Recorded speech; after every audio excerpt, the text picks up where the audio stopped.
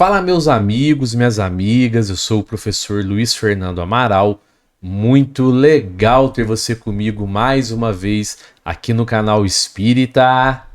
E hoje nós vamos falar sobre o dízimo. O Centro Espírita pode cobrar dízimo ou coletar ofertas? Nós vamos entender então essa questão agora aqui em mais um vídeo do canal Espírita. Então assista até o final. E eu queria pedir para você se inscrever aqui no canal, ativar o sininho das notificações, dar um joinha aqui nesse vídeo, compartilha, comenta, pois assim você estará ajudando na divulgação da doutrina espírita, e divulgar a doutrina espírita também é um ato de caridade. Primeiramente, pessoal, esse vídeo não tem o intuito de criticar qualquer religião que seja, devido à coleta do dízimo, de ofertas ou mesmo à venda de alguns itens. É preciso deixar claro, pessoal, que o trabalho aqui no canal Espírita não tem, nem nunca teve o intuito de julgar ou apontar quem quer que seja. Eu apenas faço o trabalho aqui embasado na doutrina dos espíritos. Cada um faz o seu trabalho da maneira que achar conveniente, aqui dentro do YouTube ou fora dele. E não me interessa muito aquilo que os outros fazem, pessoal. A verdade é essa. Me interessa sim é o trabalho edificante que outras pessoas fazem. E esse tipo de trabalho eu sempre cito aqui no canal Espírita. No mais, cada um que faça as coisas como bem desejar. E isso se aplica também ao dízimo. Cada religião procede de maneira que achar conveniente, até porque todas são livres para cobrar o dízimo e paga quem quer, não é verdade? E um outro ponto também, pessoal. Algumas pessoas têm a mania de demonizar o dinheiro em nome do espiritismo. O espiritismo não demoniza o dinheiro de maneira alguma, pois estamos em um planeta material e o dinheiro é necessário a essa vida material. O espiritismo prega sim que o médium não deve cobrar pelo seu trabalho na mediunidade, pelo seu trabalho na caridade. Apenas isso. E claro, né, pessoal, o seu dinheiro tem que ser conquistado de maneira honesta. E você não deve nunca se tornar escravo dele. Ele deve servir também aos seus irmãos necessitados. Bom, dito isso, vamos entender então porque o Espiritismo, veja bem, pessoal, o Espiritismo não cobra dízimo. Não há cobrança de dízimo na doutrina espírita. Eu vou começar aqui citando André Luiz na obra psicografada pelo nosso querido Valdo Vieira, o belíssimo livro Conduta Espírita. Veja só. Nas reuniões doutrinárias, jamais angariar donativos por meio de coletas, peditórios ou vendas de tômbolas, à vista dos inconvenientes que apresentam, de vez que tais expedientes podem ser tomados à conta de pagamento por benefício. Então saiba, se você começar a frequentar um centro espírita, em nenhum momento alguém vai dizer que você tem que pagar dízimo pelo que quer que seja, principalmente embasado na tal teoria da prosperidade. Eu acho que é isso. De maneira nenhuma, pessoal, a espiritualidade vai te dar bens materiais por você pagar o dízimo ao centro espírita. Aquilo que você tem ou deixa de ter não é por muita ou pouca fé. E essa falta de fé ou a presença da fé na sua vida não é expressa em pagamento de qualquer espécie lá no centro espírita. A sua fé é sua e aquilo que você tem, do ponto de vista material, é fruto do seu trabalho, do seu suor. E muito disso foi programado por você mesmo antes de você nascer, antes de você reencarnar, sempre levando em consideração as suas necessidades de evolução. Mas muitas pessoas e religiões justificam que o pagamento do dízimo é algo bíblico, portanto, legítimo. E eu não estou aqui para dizer que não seja legítimo. Qualquer instituição, inclusive as religiosas, precisam de dinheiro para sobreviverem. E eu vou expor aqui porque o Espiritismo não se apoia nessa justificativa que o dízimo está na Bíblia, não se apoia nessa justificativa para incentivar os centros espíritas a cobrarem o dízimo, cobrarem ofertas ou mesmo realizar vendas de produtos. Bom, nós precisamos entender o que são as leis mosaicas para que a gente entenda a não cobrança do dízimo no Espiritismo. Você sabia que nós podemos dividir a lei mosaica em duas partes distintas? Veja só o que Allan Kardec vai nos dizer no capítulo 1, item 2 de O Evangelho segundo o Espiritismo. Veja só. Na lei mosaica, há duas partes distintas: a lei de Deus, promulgada no Monte Sinai, e a lei civil ou disciplinar, decretada por Moisés.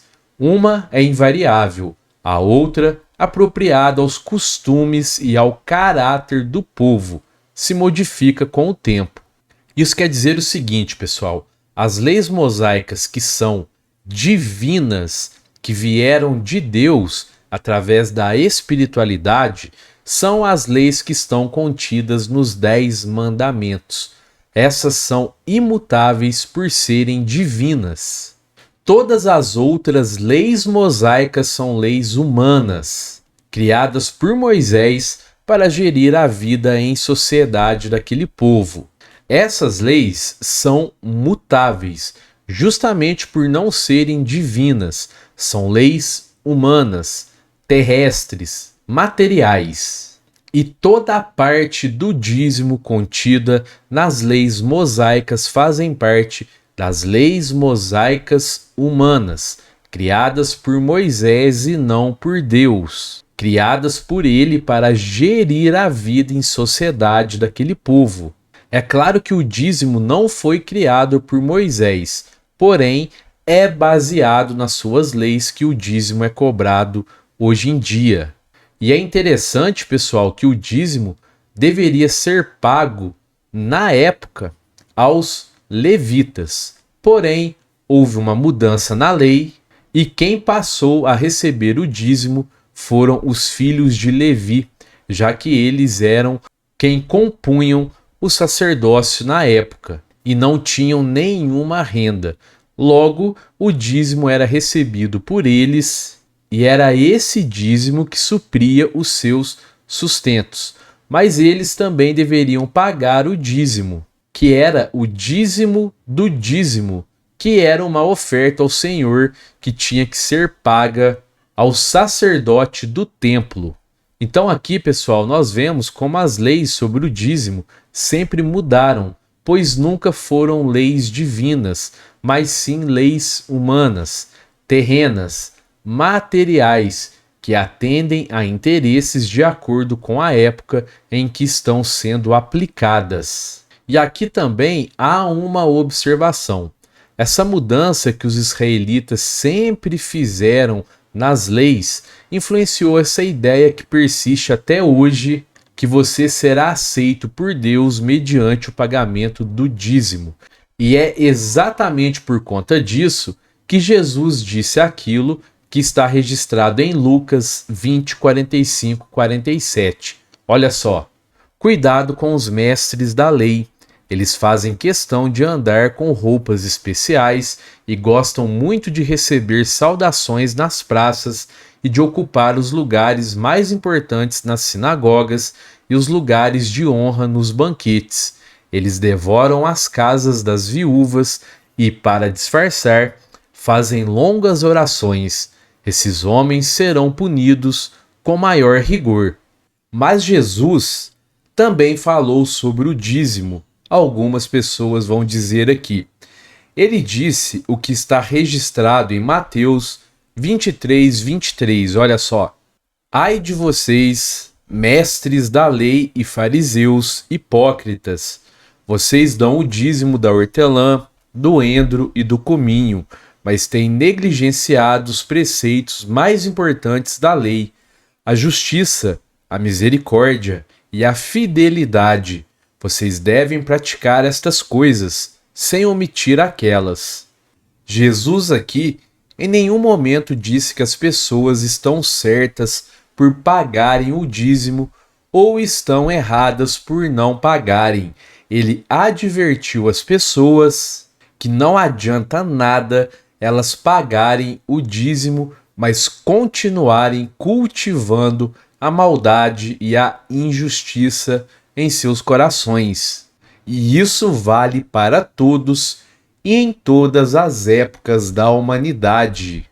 Então, pessoal, nós chegamos aqui à conclusão que o Espiritismo não cobra dízimo pelo fato dessa obrigatoriedade não ser uma lei divina, uma lei de Deus, uma lei imutável.